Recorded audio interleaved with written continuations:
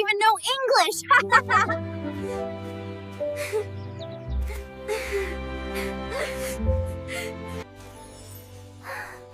Don't worry, even if you don't know English, you can learn from English Talk Together channel. Hello, everyone. Welcome back to the channel. We are so happy to have you here today for a very important lesson. Hi, guys. I'm really excited about this one. We're diving into a topic that almost everyone gets nervous about at some point. That's right, Jack. Today, we are going to teach you how to speak fluently and confidently in an English job interview. Oh, man. Interviews are the ultimate test, aren't they? It's one thing to chat with friends, but talking to a hiring manager in a second language, that's a whole different level of pressure. It definitely is. Your heart starts racing, your palms get sweaty, and suddenly all the English words you know seem to disappear. Exactly. I've been there. You want to sound professional, but you also want to be yourself. It's a tough balance. But don't worry. Today, we're going to break it down into simple, manageable steps. We'll show you exactly how to prepare, what phrases to use, and how to keep the conversation flowing naturally.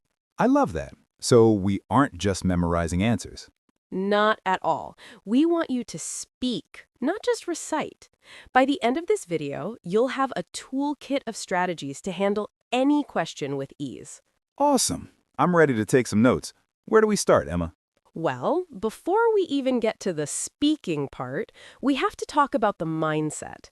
Fluency in an interview actually starts with preparation. Right, because if you know what you want to say, the words come out much smoother. Precisely. The first step in our expansion method is research and keyword identification. Keywords? Like SEO for your brain? Smiles. Sort of. Every job description is filled with clues. If you are applying for a sales job, you'll see words like persuasive, targets, and communication. If it's an IT job, you might see troubleshooting or efficiency. So, I should find those words and make sure I know how to use them in a sentence. Yes, you want to mirror the language the company uses. It shows you're on the same wavelength. Jack, let's try a quick example. If the job description asks for someone adaptable, how would you use that? I could say, in my last role, things changed quickly, so I had to be very adaptable to keep the project on track. Perfect! That sounds natural and professional. You aren't just saying, I am good. You're using a specific, high-level word from their own list. That makes total sense. It builds an immediate connection. What's the next step in the preparation phase? Next is the tell me about yourself script. This is almost always the first question, right? Oh, the dreaded opening. Tell me about yourself. It's so broad. I never know if I should talk about my cat or my university degree. Definitely skip the cat for now, Jack. This question is actually an invitation to tell your professional story. You want to follow a simple formula: past, present, and future. Past, present, future. Okay, I'm listening. First, talk briefly about your past, your education or previous experience. Then your present, what you are doing right now. And finally, your future, why you are sitting in that interview and what you want to achieve. Wow, that's a great structure. It keeps the answer organized. Can we hear how that sounds? Sure. Jack, why don't you try it? Let's pretend you're applying for a marketing manager role. Okay, let's see. In the past, I studied business and worked as a junior coordinator for 3 years. Presently, I am managing social media campaigns for a local tech firm where I've increased engagement by 20%. Looking to the future, I'm eager to bring my skills to a larger international company like yours. Bravo! That was clear, fluent, and hit all the right points. See how having a structure helps you avoid ums and ahs. It really does. Because I knew where I was going, I didn't get lost in the middle of the sentence. Exactly. Fluency isn't about speaking fast. It's about speaking without long, awkward pauses. Structure is the bridge that gets you over those pauses. I like that. Structure is the bridge.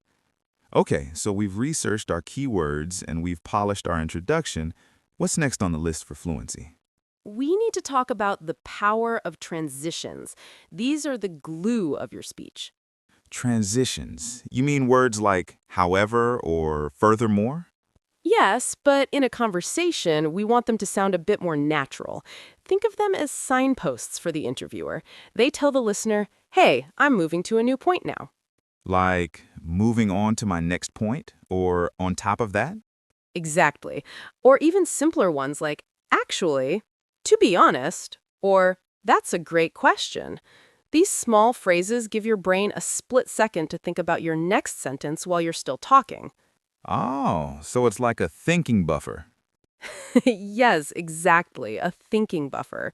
If someone asks you a hard question, instead of freezing, you say, that's an interesting question. Let me think about the best way to explain that. That's an interesting question. I'm using that. It sounds way more confident than just silence. It really does. It shows you are in control of the conversation. Another great transition is, for instance, when you want to give an example. Right. Instead of just saying, I am a hard worker, I should say, I am a hard worker. For instance, last month I stayed late every night to finish a project ahead of schedule. Perfect. It makes your claims feel real and grounded. I'm starting to feel more confident already. But Emma, what about the actual speed of talking? I often find that when I get nervous, I start talking like a race car. That is such a common mistake, Jack. We think fast talking equals fluency, but it's actually the opposite. True fluency involves pacing and pausing. Really? Pausing makes you sound more fluent? Yes, if you speak too fast, you'll likely trip over your words or make grammar mistakes. If you slow down, you have more time to choose the right words, and the interviewer has more time to understand you. That's a relief. I always felt like I had to rush to prove I knew the language. Not at all. A well-placed pause can actually make you sound more thoughtful and authoritative. Imagine this. The interviewer asks about a challenge you faced. You stop, look up for a second, and then start your answer. It looks like you're actually thinking, not just repeating a memorized script. No, it feels more authentic, more human. Exactly. We aren't robots. We're people having a professional conversation. This is great. We've covered prep, introductions, transitions, and pacing. I feel like we're building a really solid foundation here. We certainly are. We've reached the 25% mark of our lesson.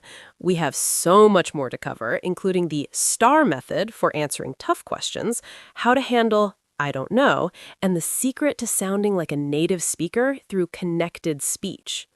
I can't wait to get into those. Me neither. Fantastic. Let's keep this momentum going.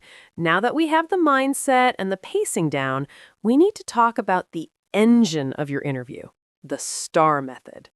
Oh, I've heard of this.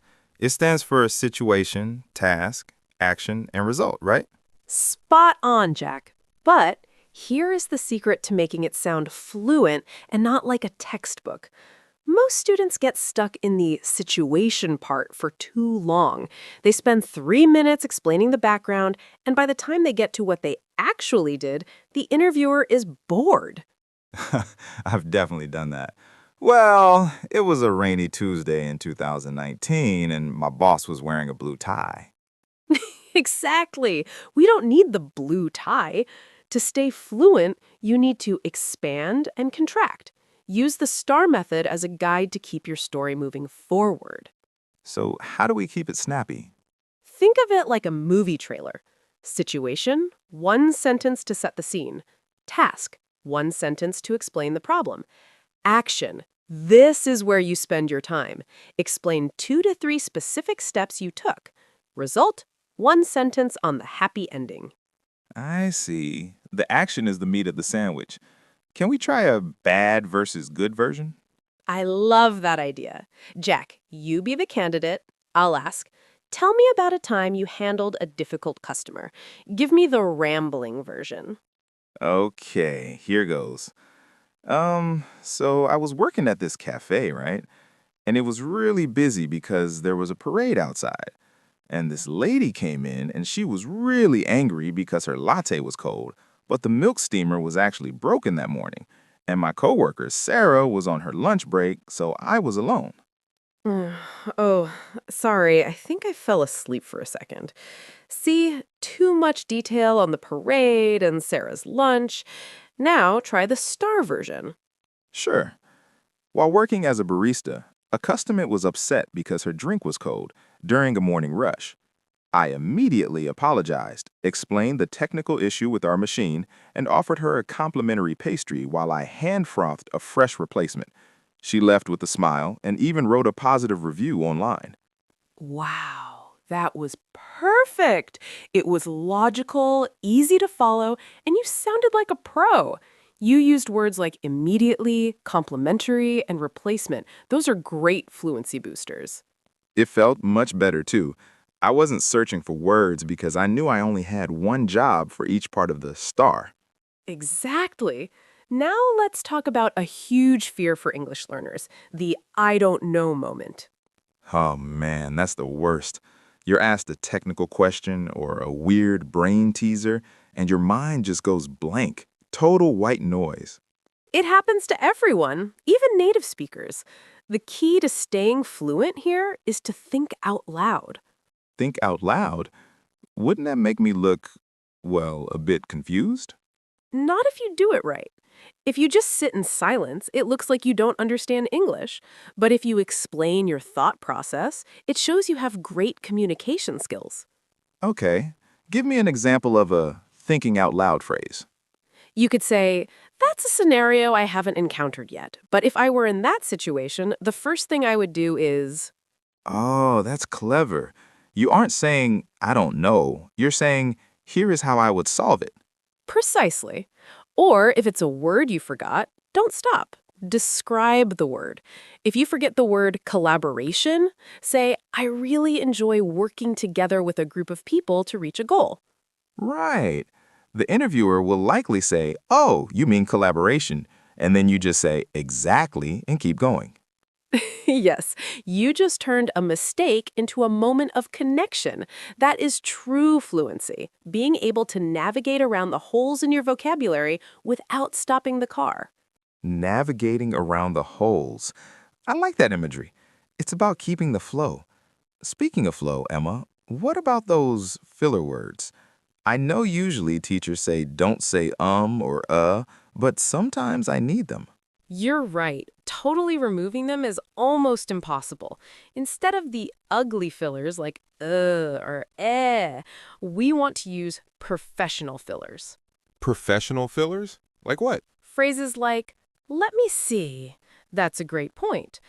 Actually, now that I think about it, to be perfectly honest. Notes. Those sound so much more natural. It sounds like I'm choosing my words carefully rather than struggling to find them. Exactly. It buys you 3 seconds of brain time. Use them sparingly and you'll sound like a native speaker who is just being thoughtful. This is so helpful. I'm starting to see that fluency is really just a set of tools we can use when the pressure's on. It really is. And the next tool is a big one. Active listening during the interview. Wait, listening helps you speak fluently? 100%. If you listen closely, you can steal the interviewer's vocabulary. Stealing. I like the sound of that. How does it work? If the interviewer asks, how do you handle tight deadlines and competing priorities? Your answer should start with, in my experience, handling tight deadlines requires... Oh, I see. I'm using their own words back at them. It makes my English sound correct because I'm using the exact terms they just used. Exactly. It's like a mirror. It builds rapport and it saves you the energy of trying to think of a different way to say deadlines. Smiles, work smarter, not harder. I love it. Giggles! Precisely. We've covered a lot in this section, from the STAR method and handling I don't know to professional fillers and mirroring vocabulary. We are halfway through our 3,500-word goal. I'm feeling really good about this. I think the viewers are going to have a massive advantage in their next interview. I agree, but we still have the deep dive section coming up, where we'll talk about body language through voice, connected speech secrets, and how to close the interview to leave a lasting impression. I'm ready when you are. Let's jump right back in. We've talked about what to say, but now we need to talk about how to say it. This is where we get into the secret sauce of fluency, connected speech. Connected speech? That sounds a bit technical. Is that like grammar? Not at all. It's actually about how sounds blend together when we speak naturally. You see, Jack, native speakers don't say every word separately like a robot. We don't say, I want to apply for this job. Right, that would take forever. We say, I want to apply for this job. Exactly. You just used a reduction. Words like want to become wanna, and going to becomes gonna. Now, in an interview, you don't want to be too informal, but using some connected speech makes you sound much more fluent and less like you're reading from a textbook. So instead of saying I have got to, I can say I've gotta? Exactly. Or even just linking words. For example, worked on. A student might say worked on, but a fluent speaker says worked in. The D at the end of worked slides right into the on. Worked in. Worked in. Oh, that feels so much smoother. It's like the words are holding hands. I love that. The words are holding hands. That's a perfect way to describe it. When your words hold hands, your speech becomes a continuous flow instead of a bumpy ride. But Emma, if I'm trying to link my words, won't I lose my professional tone? That's a great question, Jack. The trick is to keep your vowels clear, but let your consonants link. You can be professional and still have a natural flow. Listen to the difference between I am interested in this role versus I'm interested in this role. The second one definitely sounds more confident. It's like I'm comfortable with the language. Precisely. It shows you aren't translate thinking in your head word by word. Now, let's move on to something that many people overlook, the confidence of your pitch. Your pitch? You mean like a baseball pitch? Not quite. I mean the music of your voice. In English, we use intonation to show what's important. If you speak in a flat line, you sound bored or unsure. Oh, I know this. Some people go up at the end of every sentence, so everything sounds like a question. My name is Jack. I worked in sales. Yes, that's called up-talking, and it can make you sound like you're asking for permission or that you aren't sure of your own name. To sound fluent and authoritative, you want your pitch to go down at the end of a statement. So I worked in sales. Perfect. It sounds like a fact. It sounds solid. Wow, I never realized that just changing the direction of my voice could change how the interviewer sees my English skills. It's huge. It's the difference between sounding like a student and sounding like a colleague. Now, speaking of being a colleague, let's talk about the power of we versus I. Wait, I thought an interview was about me. Shouldn't I say I did this and I did that? Yes, for your specific actions, you use I. But to show you are a team player, which is a sign of high-level fluency and cultural fit, you should use we when talking about the results. Ah, okay. So I designed the system and we launched it on time. Exactly. It shows you understand how business works. It's a nuance. Fluency isn't just about big words. It's about these small, subtle choices that show you really get the language and the culture. This is fascinating. It's like we're looking at the invisible parts of the interview. That's where the magic happens. Now let's talk about a really common hurdle. The why should we hire you question. This is usually the climax of the interview. That one always feels like I'm bragging. I feel a bit awkward saying how great I am. I totally get that. To stay fluent and comfortable, don't think of it as bragging. Think of it as problem solving. Problem solving? How so? Every job opening is a problem the company has. They need someone to fill a gap. Your job is to show how your skills are the solution. Oh, okay. So instead of saying I am the best, I should say you need someone who can do X and I have experience in Y, which solves that. Bingo! Let's practice a fluent structure for this. You can use the phrase, what I bring to the table is. What I bring to the table is. Not. That's a great idiom. It is. It's professional and very common. Jack, give it a try. Why should I hire you for this marketing job? Well, Emma, I noticed you're looking to expand your reach on TikTok.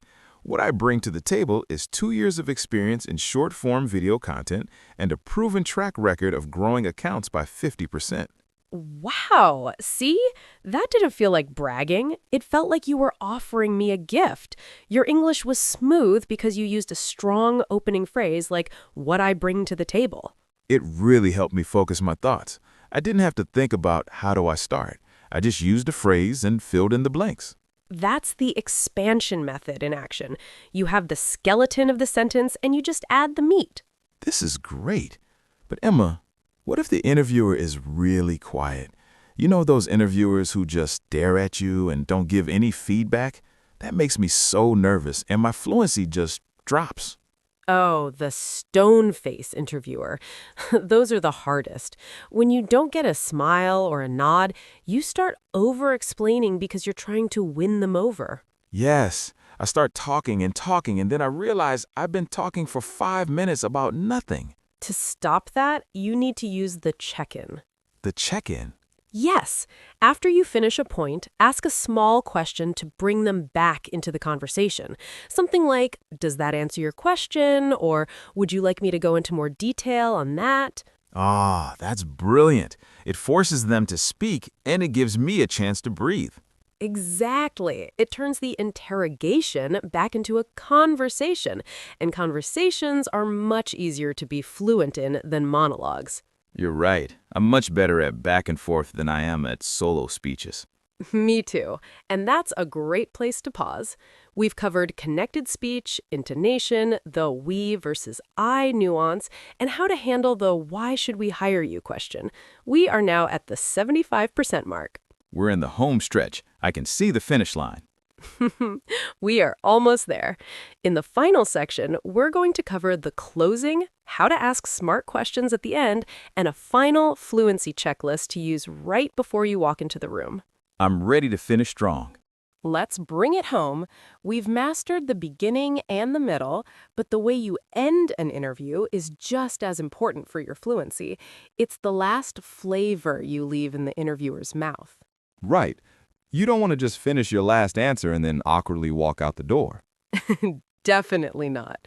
The closing is your chance to show proactive fluency.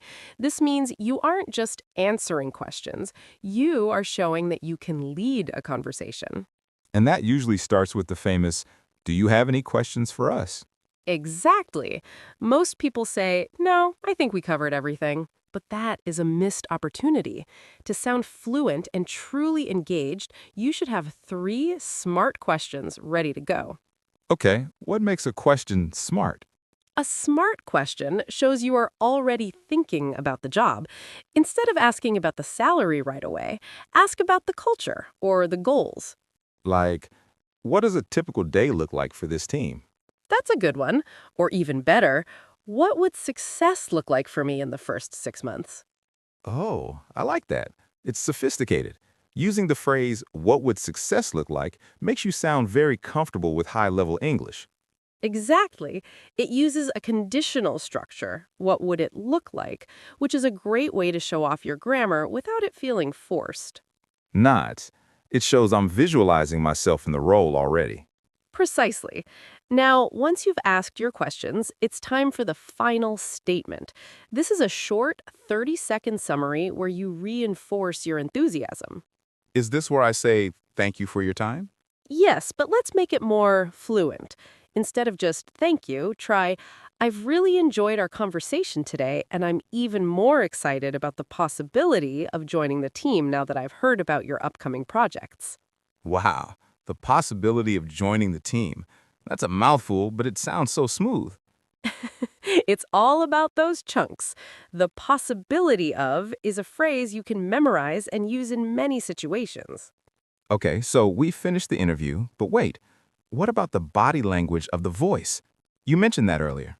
Ah, I'm glad you remembered. Even if your English is perfect, if you sound monotone, speaking in only one note, you won't sound fluent. Fluency is also about emphasis. You mean stressing certain words? Exactly. In English, we stress the content words, the words that carry the meaning. Listen to this. I am a passionate developer who loves solving complex problems. Not. I noticed you hit passionate, solving, and problems a bit harder. Yes, if I stressed every word equally, I am a passionate developer who loves solving complex problems, it sounds like I'm reading a grocery list.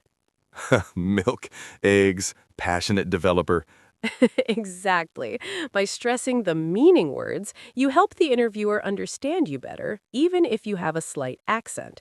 It guides their ears to what matters. That's a great tip. It actually takes the pressure off the grammar and puts it on the impact. 100%. Now, before we wrap up, let's do a quick fluency checklist.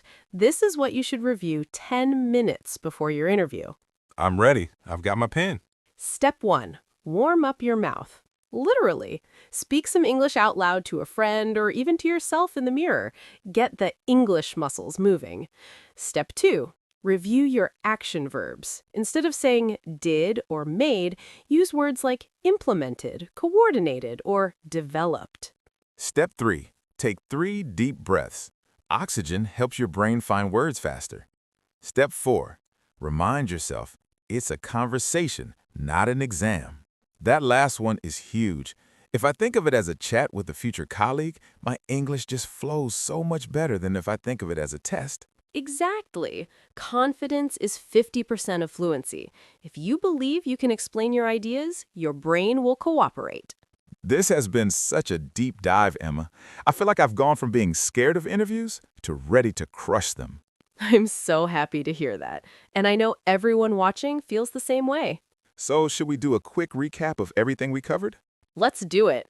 We started with preparation, finding keywords and building your past, present, future story. Then we moved into the flow, using transitions as thinking buffers and mastering the STAR method to keep our story snappy. We talked about the I don't know moment and how to think out loud, plus using professional fillers instead of ums. Then we got into the sounds, connected speech, letting words hold hands, and using intonation to sound authoritative. And finally, we covered the closing, asking smart questions and finishing with a strong, enthusiastic final statement. That is a complete roadmap to interview success. It really is. And remember, everyone, fluency is a muscle. The more you practice these specific interview techniques, the stronger it will get. Not it. Don't wait until the day of the interview to try these. Practice with a friend, or even record yourself on your phone and listen back. That's a great tip, Jack. Listening to yourself is the fastest way to catch those uptalk habits or long pauses. Well, I think we've given them all the tools they need. I think so too. Now it's time for the question of the day. Oh, I love this part. Today's question is, what is the hardest interview question you have ever been asked? Ooh, that's a good one. For me, it was, if you were a kitchen appliance, which one would you be? No way. What did you say? I said a toaster because I'm quick and I help people start their day with a warm feeling. That's actually a great fluent answer. So what about you guys? Write your hardest interview questions in the comments below, and maybe we can help you find a fluent way to answer them. Yes, we'd love to see them. And if you found this video helpful, please give us a thumbs up. It helps other English learners find us. And don't forget to subscribe and hit that bell icon so you don't miss our next lesson. We have so many more tips coming your way. Thank you for spending this time with us. You're doing a great job on your English journey. Keep practicing, keep believing in yourself, and we'll see you in the next video. Bye, everyone. See you next time.